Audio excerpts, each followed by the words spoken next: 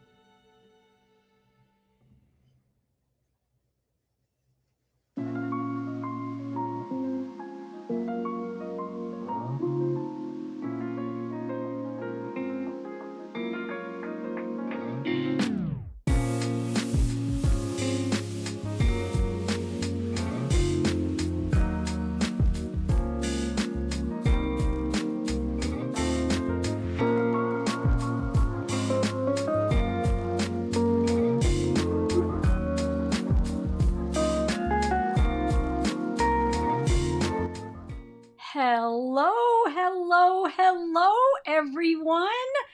I am Anne LaFollette, and it is my great pleasure to be here today with the amazing artist, teacher, surface pattern designer, licensed designer, and Procreate expert, Beth Buffington. Hello, Beth.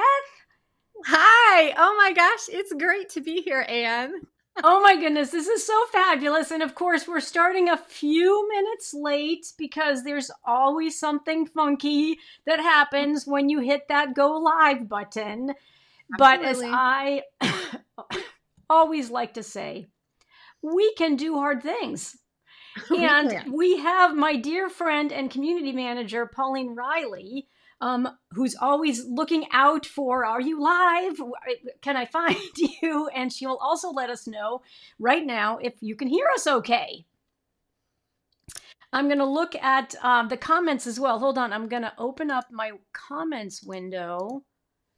I think that if I never like to do too much clicking when I'm on live, because then it's like, oh my gosh, I don't want to mess anything up. But it Yep. looks like we've got let's see, if I click on this, does Pauline Riley pop up? She does. Hello, Anne. She's popping over from my YouTube channel. Thank you, Pauline. That's awesome. And we have Lisa Carpenter, who's here with us, and Natalie is here. And I want to say hi to Janet. Hello, Janet. We haven't seen you in a while. It's lovely to see you. And please jump into the comments to let us know that you're here. We'd love to say hi.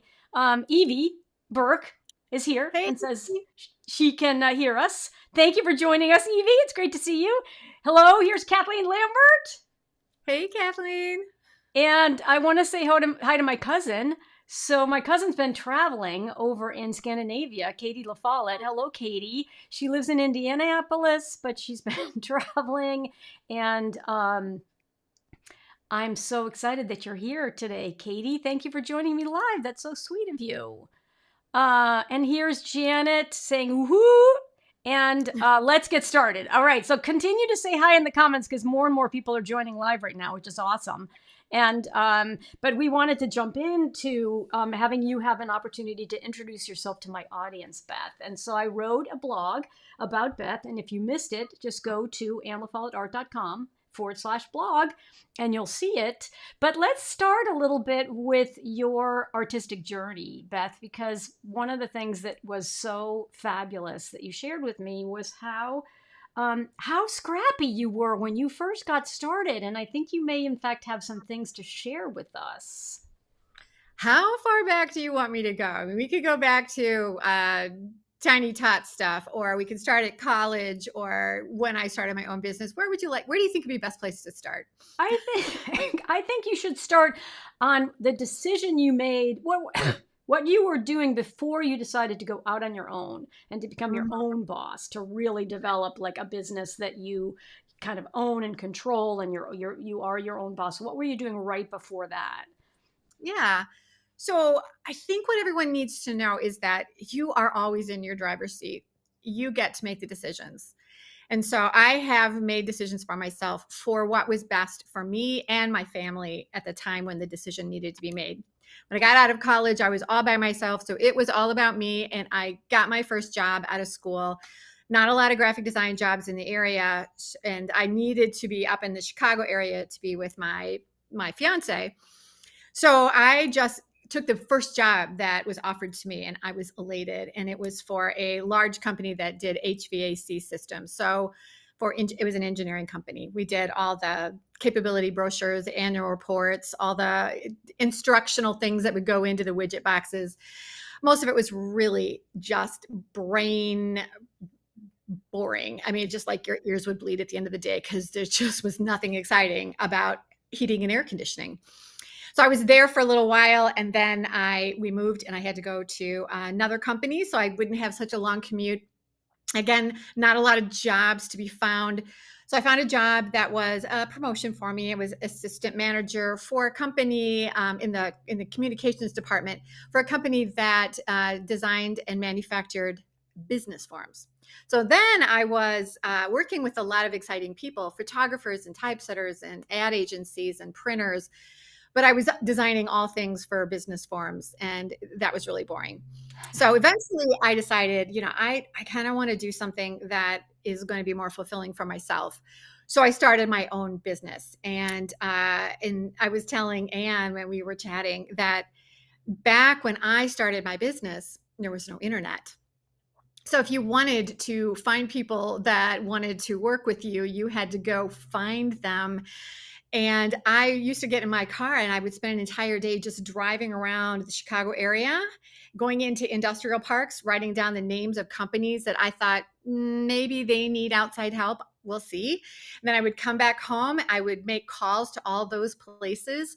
I would get their addresses. I would try to get the name of the person who was in charge of any of the marketing or advertising that the company would do.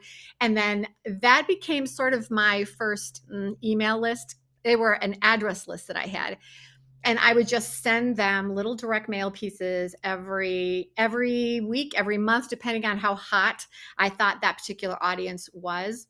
And I was telling Anne that I again I had to be really scrappy with what I did. I didn't have a lot of money and I wanted something different every month. So I didn't want to spend a lot of money on printing. So I did things with my illustrations and I would do these little layouts. And I've got one of them here. This is one that I did. I thought this was good because I did it in October, probably back in the late 80s, early 90s. And it is just a girl carving a pumpkin. And it says, carve out a few ideas for your next brochure or newsletter. And it had my phone number on it because that's how you got a hold of people then. You just called them. And I would send, these are just little postcards, and I would put them two up on 8.5 by 11 sheet. I would cut them out by hand. Sometimes I did them four up if I could get them arranged correctly. I would cut them out by hand and I would just print them on colored stock. And I looked to see if I had any old ones. And all I had was one that didn't print right, but I put them on really brightly colored stock. And then I would just send them out like a postcard and to the person that I was looking to meet. And so I had my girl with the pumpkin. I did one with this was a holiday one with a seal and a little dancing star. I did one with cats in pajamas. This was my favorite one. And this I think is one of my all-time favorite illustrations that I've ever done. This is a picture of me in an inner tube drinking a fruity drink, the SS Buffington. And it said, relax, in a sea of deadlines, Buffington design can keep you afloat. So I just tried to find little pithy things like that would make them think, oh, she can draw and she can write pithy copy. I think I need to get a hold of her. So that's how I was finding work at the time. And so we have to stop there for just 1 second because I think it's so important that people understand what is the takeaway from what you just described. And in my opinion, the takeaway from what you just described is if you want to get someone's attention, you have to be scrappy and you have to do the work to figure out how to get their attention. And that applies in today's world as well. There are many people in the service pattern design world or in the creative world who either want to get hired or they would like to do freelance work.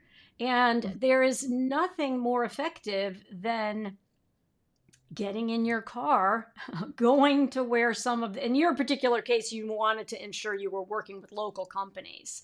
Yes. But you can do this online as well. But the scrappiness factor in terms of having a cute little brochure that has your contact information on it and already is telling them why you might be great to work with is applicable in so many ways today.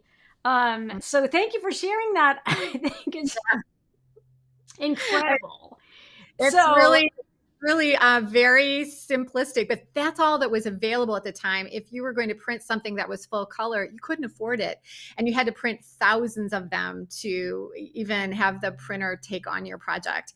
So with print on demand companies like Vistaprint, now you can do full color postcards and you can get just 20 of them and they aren't a bad price. So I do a lot of postcards still to this day, but they're all 4 color and they just show my artwork straight up. But yeah, what you want to do right now is two things.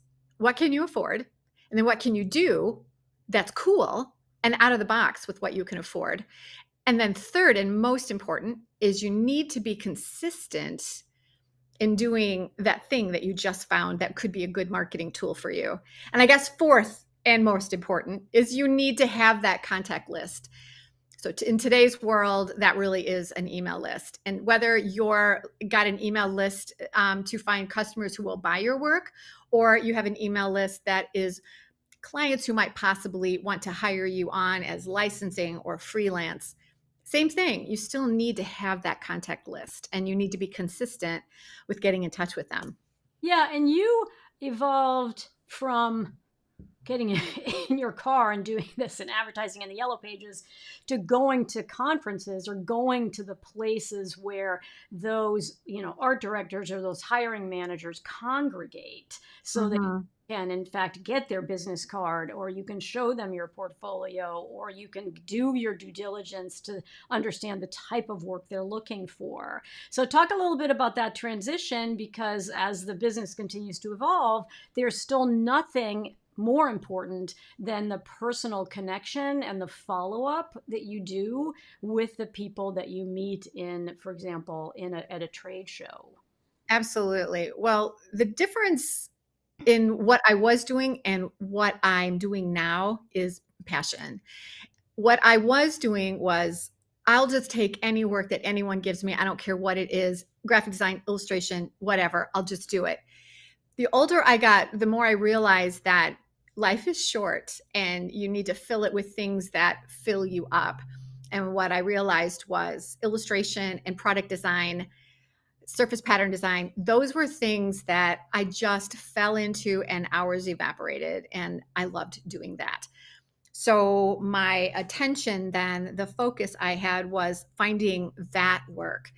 And one of the ways I found best for me to go get licensing work was to go to actually meet the people who needed to do the work.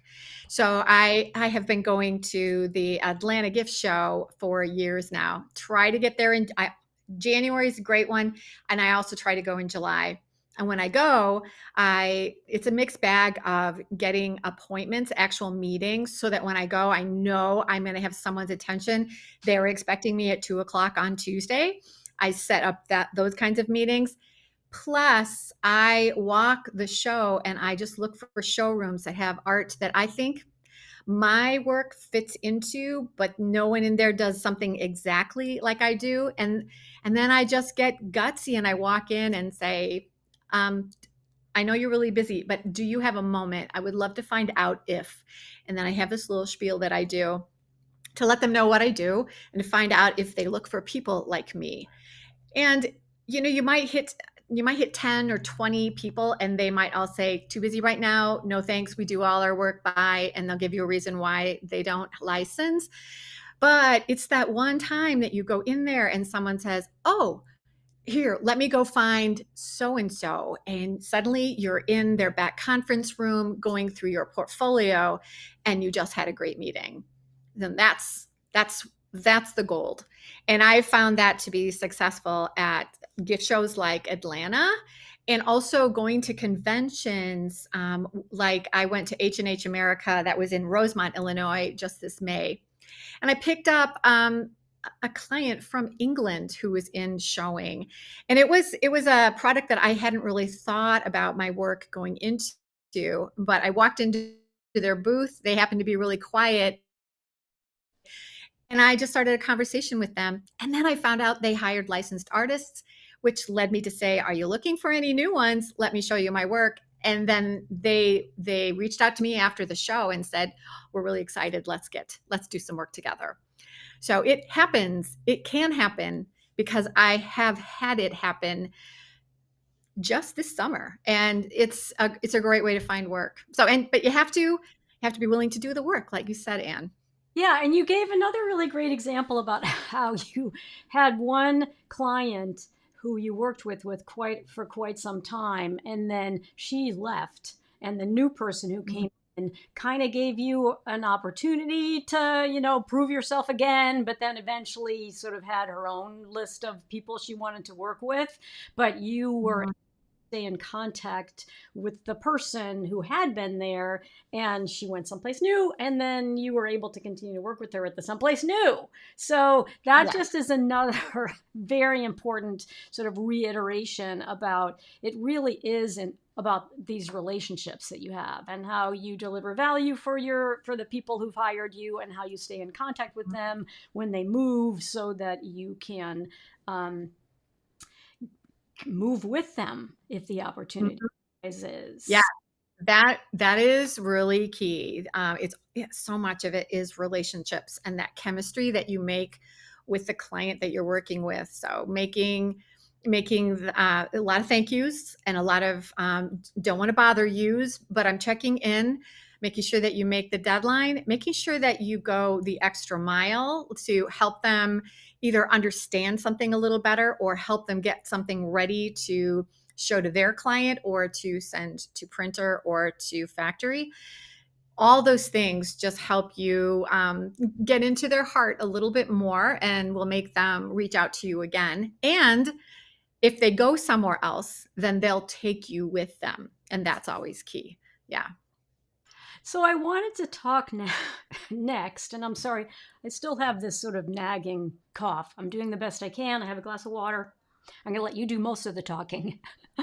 I wanted to have you share with us your transition from doing pretty much all your work by hand to your Mhm. discovery of the Procreate app, your love of the Procreate app, and what that kind of transition looked like, and how you still use Procreate today as your main drawing tool.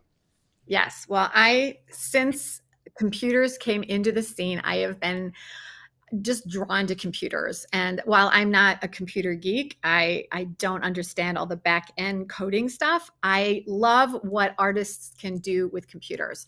And this is something I didn't even tell you, and when we spoke on Monday, but I've been interested in digital illustration since, well, early 90s. I had a Wacom tablet, I had Corel Painter, I did a lot of work that way. And you have to learn some new things, but what I found was I could find my art in other things as soon as I figured out the comfort level in learning that new skill. So when you're drawing on a Wacom tablet, you are looking at the screen and your hand is drawing. So you're not watching your hand draw. You're watching what your hand is drawing, but you're watching it up on the screen. And that's I don't know, like chewing gum and rubbing your tummy. Yeah. It's here's the yeah, you gotta kind of think a little bit differently. And then I was working with the Wacom tablet. It was okay, but it wasn't my favorite thing. I found that there were some incompatibilities often when you were moving from Corel Painter into Photoshop, and there was some calibration with color that I found unstable. Not always, but when it went bad, it went very bad. Things you could fix, but it was a lot of work. So one day I was getting ready to go to Atlanta show, and I just needed a new iPad to show my portfolio on. So I'd gone to my happy place, which is the Apple store, and I was talking to the Apple genius, and he said, I have had other illustrators, because of course I told him what I did. He said, I've had other illustrators come in here, and they're working on this app that you can download into your iPad, and you can draw with an Apple Pencil, and they can do some amazing things with it. And so intrigued, digital illustration. Woof, let's go see what that is. So I bought an Apple Pencil with my iPad, and I went home and I started playing around with Procreate, and I fell in love with it. I think it only took me just a month or two before I was doing all of my art inside my iPad. What I found was the things I was doing on my boards and my go-to illustrations were watercolor pencils on illustration board or yeah, boards or watercolor paper. And then I would do washes with brushes to do some blends, and I would build up the color that way. And then I would do inking to do all of my detail. And I found I could do that in Procreate, and I could do all the layers. And when I brought my Procreate art into Photoshop, because you can export from Procreate as a PSD file straight into Photoshop, all my layers were there exactly as I had drawn them, all with the names I had named. Everything was exactly the way I had built it in Procreate, and the colors were perfect. I've never had any calibration troubles. And I've had several different computers that I've worked with, and 2 different iPads that I've used to move from iPad to my computer. So that has changed how I've done artwork. I no longer have to get my artwork scanned, and then brought into Photoshop and then cleaned up and make sure the backgrounds are dropped out and that the color is calibrated correctly. It just pulls right in, and I'm able then to easily make revisions because I don't know a client around that doesn't go, "Oh, we just love what you've done. But could the bird be blue instead of yellow?" And now I can just go, "Of course." And I go back into Procreate, I change the bird, and it's just not hard to do. And you can continue to make revisions in Photoshop as well. They just really work back and forth so seamlessly. And then you always have your native Procreate file. So if you've taken it into Photoshop and then you've done something horribly wrong in Photoshop and you're thinking, uh-oh, I just lost something, you still have your Procreate file. So you've got a lot of checks and balances while you're working with your artwork. So that's all I do is my illustrations in Procreate, bring them into Photoshop, get them ready for my clients, and off they go. And some of my art is very graphic, solid colors. And a lot of my art is very washy, more like watercolors. And some of it is very textured. So depending on what I want to do, I've always been able to find a brush that creates what I need to have done. I just got done doing a series of Christmas dogs, and I wanted to have a look where the dog had the fur looked a little bit more detailed. So I was able to go find a brush that I downloaded. It was actually a brush for feathers, but it worked really well for dog fur. So I did all of those illustrations in Procreate and brought them into Photoshop. And then I did all the product design in Photoshop for my client. And we took my 8 dog illustrations and blew it up into a collection that has snow globes and dishes and ornaments and dog dishes and, oh, I don't know, some fabric tea towels and a tote bag. I don't know, there's like 30 different products that we put it on. And I was able to then take my artwork and get it put onto the products so that it worked well inside the product format. So it's very flexible. So I want to go to show everybody where they can read the blog about you on my website, but then I also want to go to your website so that people Yeah. can see some of your gorgeous art. And one of the things we want to really talk about in more detail today is your evolution from continuing to license your work, um, having some Mhm. online courses, and also really starting to talk and focus, I think, on the art journey and the mindset around the art journey. So let me go first to, I'm going to click a button and see if it works. I'm going to go here to my website. So my website is annlafolletteart.com, which you should be seeing on screen right now. And if you click on, let me see, where's my cursor? Never know where my cursor is. I think it's right here. Um, if you click on this blog, you should be able to, let me see if I can do this. Click on the blog button. See if that works. To figure out where my cursor went again. There it is. There it is. There it is. Okay, so I'm going to click on the blog button. And you can see that the blog that I just did this past yesterday was on Beth. And Unlocking Creativity with Beth Buffington. So if we click on the blog itself so that we can go in there, I want to do that next so that you can, if you missed it, just go to anlafollettart.com/blog and then click on her picture.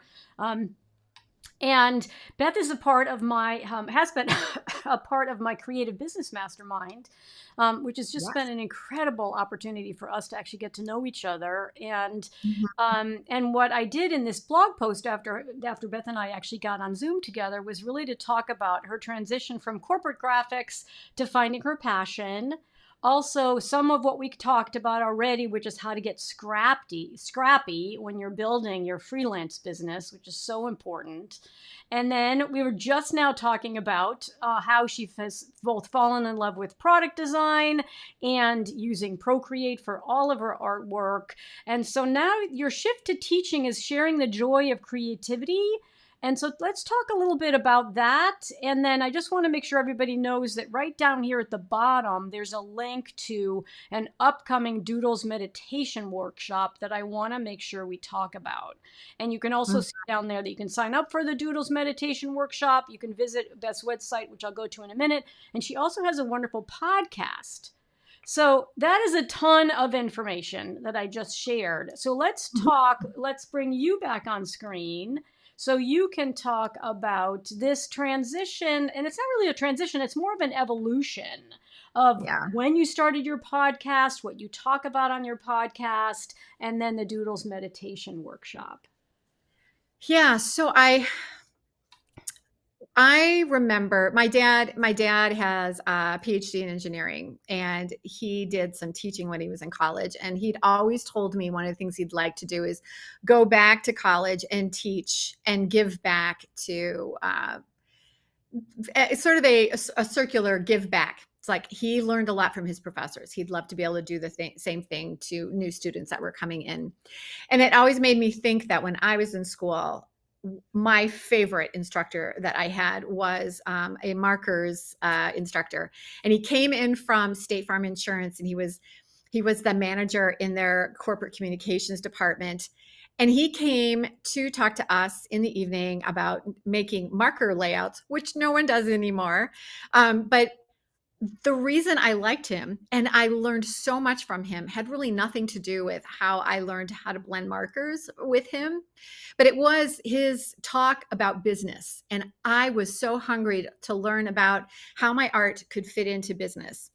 So when I became in my 50s, I started thinking about that too. Like, I wonder what I could do to give back. I've got a lot of stuff to share. What could I do? And I found one of the local colleges had an opening for digital illustration instructor. And I got hired on to teach their upper level digital illustration. And when I set up my class, I set it up like the kids were actually in an agency and they were working directly with clients. Because learning how to talk to people and understanding why and how you're getting your artwork ready, it's not about you, it's about the client, and then what the client needs, and then how do you wrap your message around that need. So we did that, and I had so much fun teaching the kids, but what I didn't like was all the grading and all the back end politicky stuff that had to go on with the school. There was so many things that needed to be done that had nothing to do with teaching that I did not enjoy. And then I learned that I could teach online. And I thought that sounded like a great way to continue to teach without being strapped into a schedule that also kept me away from having vacations in the fall and the spring with my husband because I had to be on campus. I thought if I teach, I can teach anywhere. I don't have to be on campus.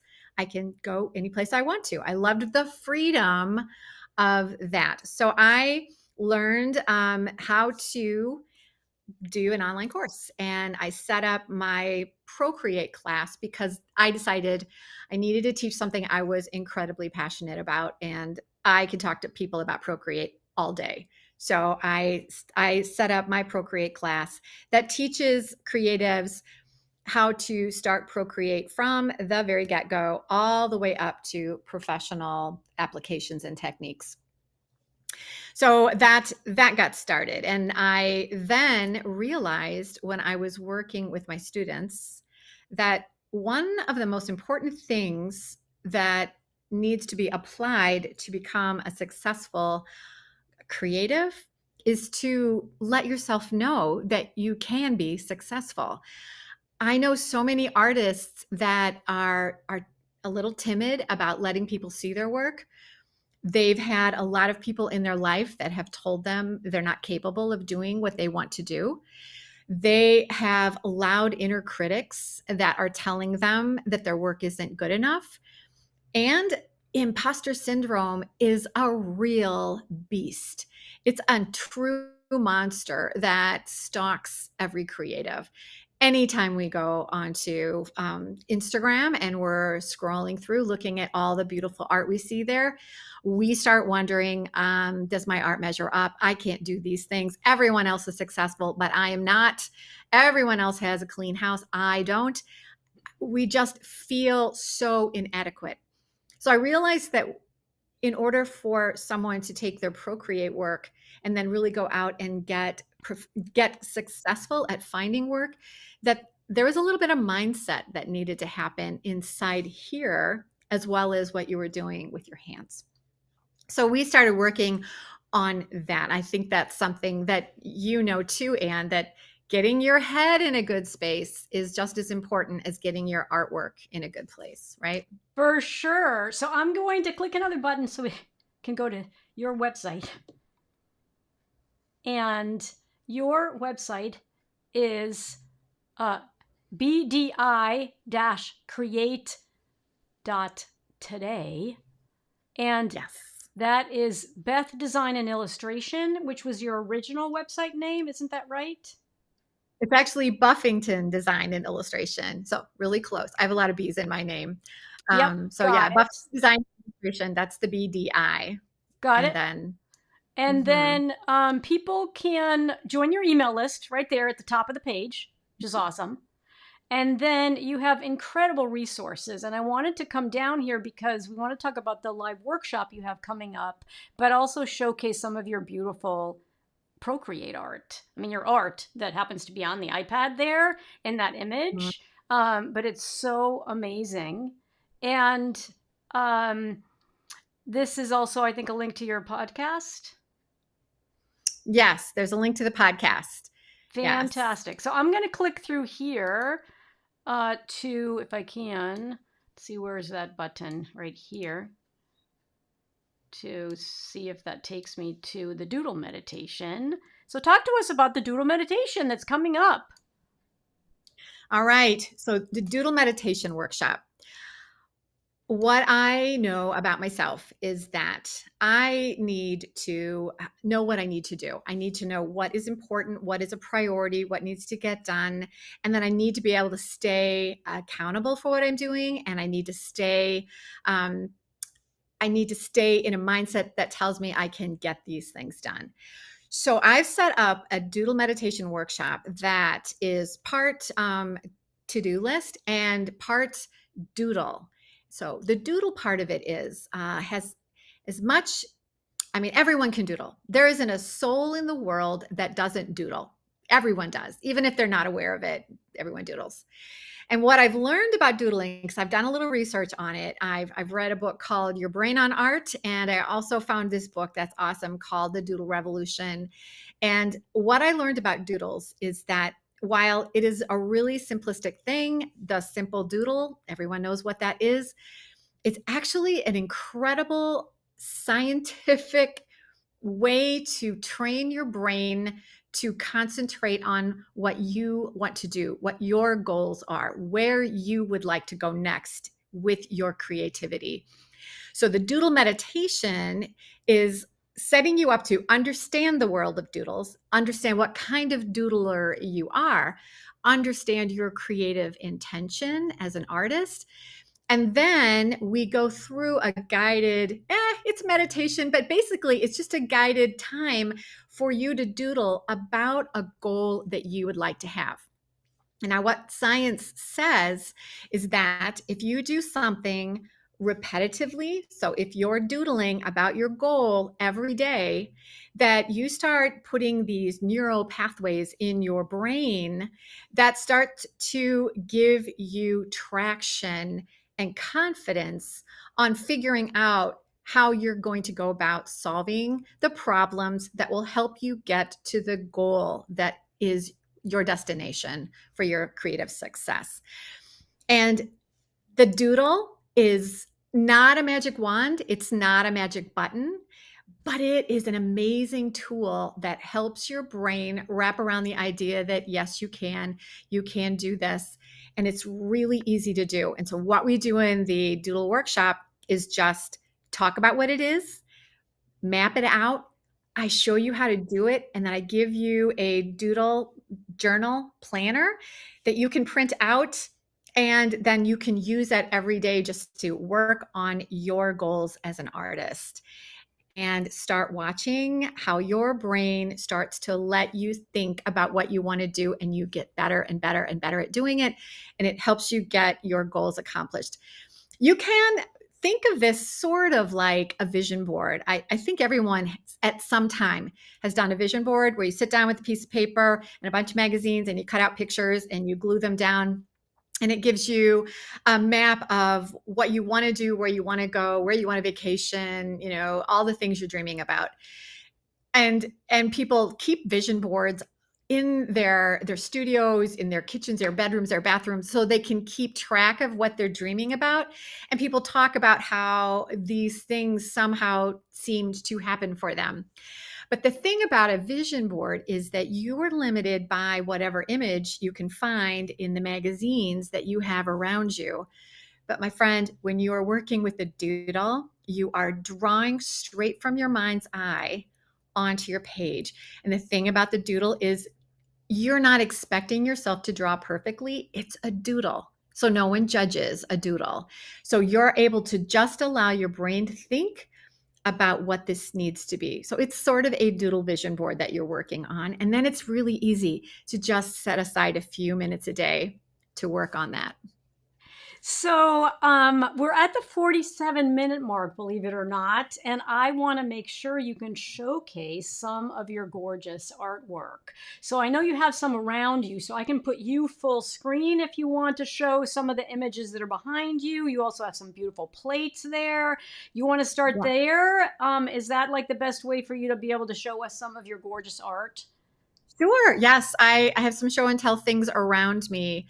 And what I want everyone to know is through the Create Today community, this is what I show my creatives you're capable of doing, is getting your art and doing the things with it that you are passionate about. So by showing you what I do as a passionate artist, I think it'll be easier for you to say, well, if Beth can do it, I'm pretty sure I can figure it out too. So yeah, let me just show you a few things. So, and everything I'm going to show you that I have around me, I did in Procreate. So this is a plaque that I did for a company. This is really fun because it's got little glitter on the side.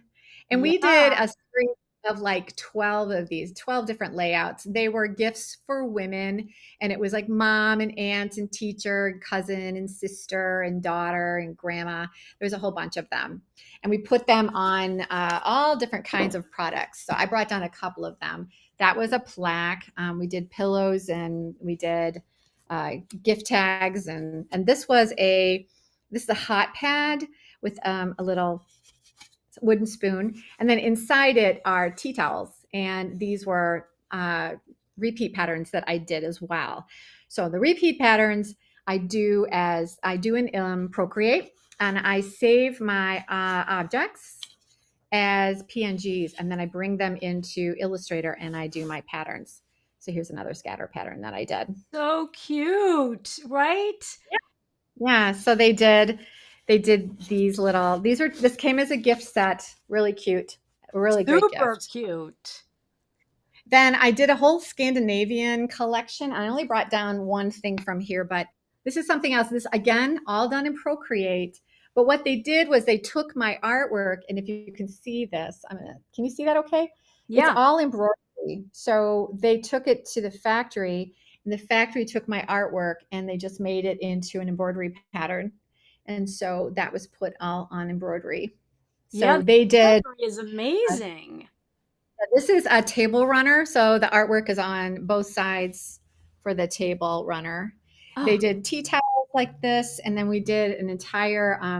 We did a bunch of pillows, and there were stockings and tree skirts and a bunch of dishes. It was a really really cool ceramic cookie jar that I wanted so badly, but I never got a sample of it. Which happens.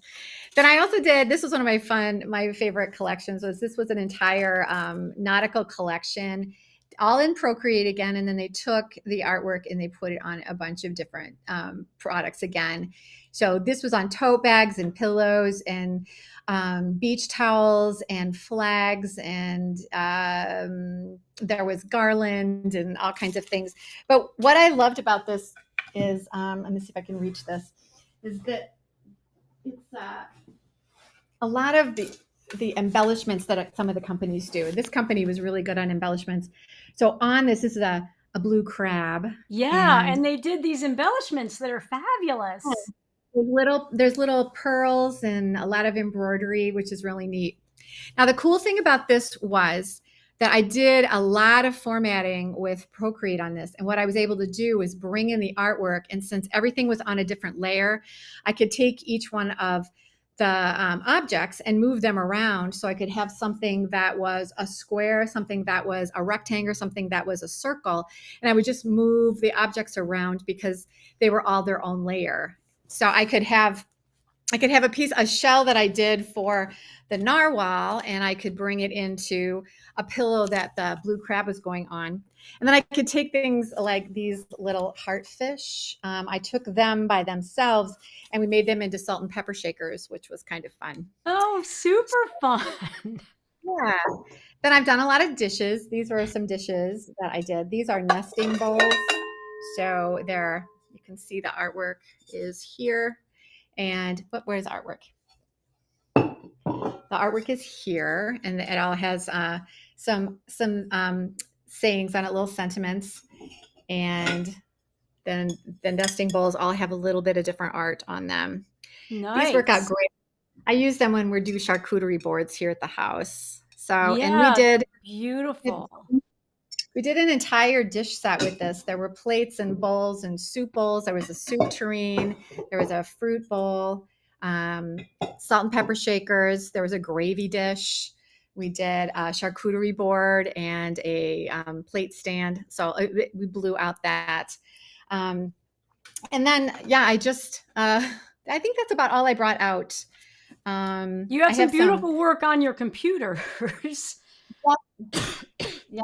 Um, so yeah, this is an illustration that I did. Can you see it? Let me back up a little bit.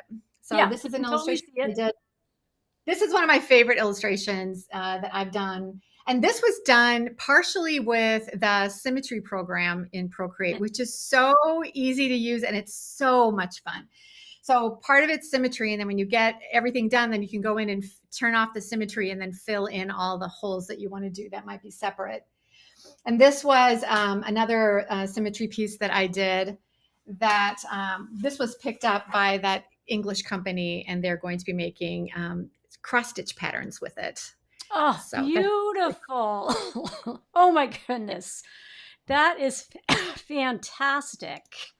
So, so thank you so much for spending this time with me and my audience. Everyone is putting in the comments how beautiful everything is.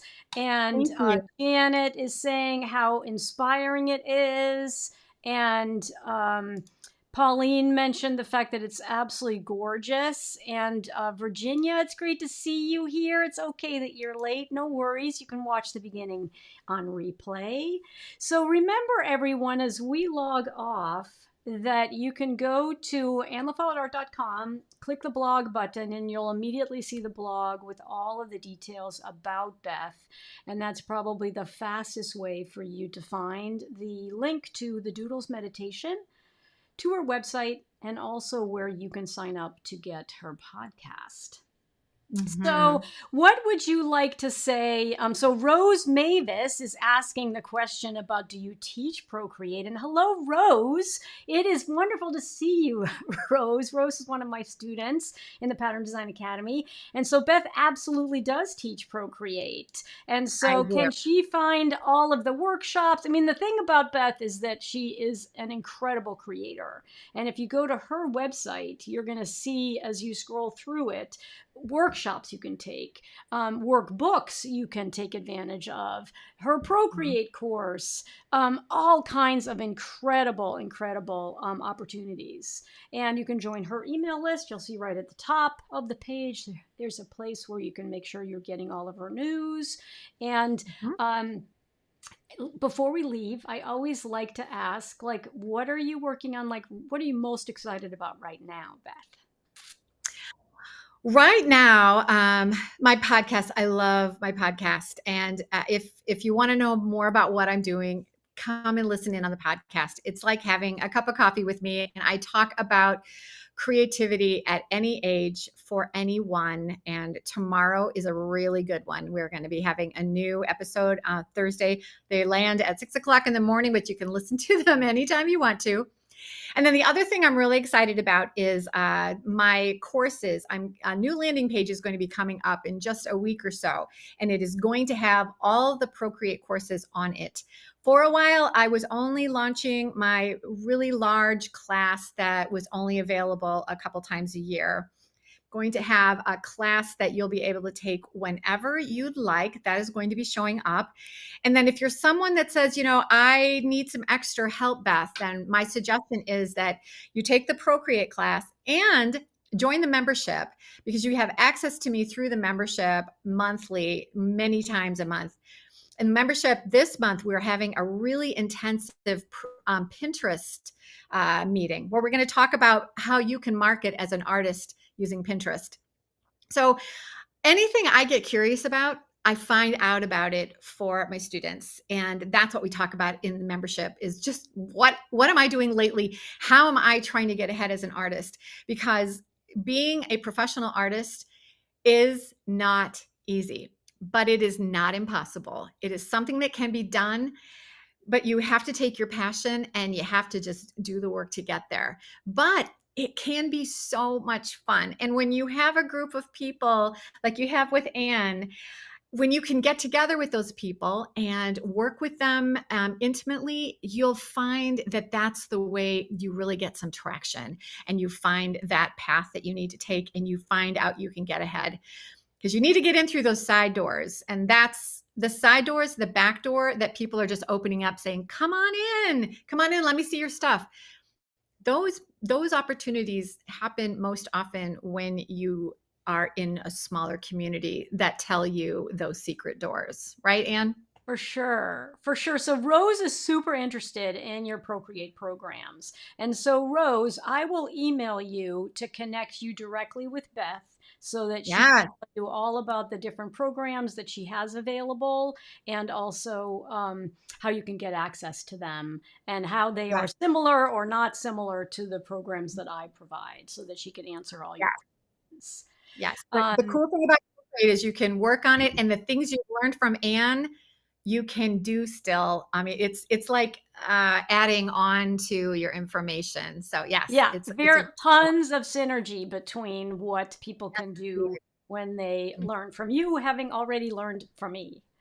So, yeah. thank you so much. You guys know I always like to say in closing that I am Anne LaFollette, and it's never too late to create. It's been my incredible honor to be able to feature you today, Beth, and to introduce you to my audience. And I cannot wait for us to continue to work together, and for some of the people in my audience to get on your email list and take your amazing programs. So Well, thank I you hope I so much. create every single person watching today, I cannot wait to meet you in person. And Anne, you are just a gem of gems. I love you so much. And any excuse I have to have a conversation with you, I'm there. Thank you for sharing all of your beautiful work with us. I can't wait to see where you go from here, and I know we'll talk again soon. Thank you so much, Anne. And bye, everyone. It's been great to virtually meet you today. And you and I will still be in the green room together after I click finish, so don't go anywhere so we can also wrap up together, Beth. Okay. Bye, All right. everyone. Thank you so much for joining us.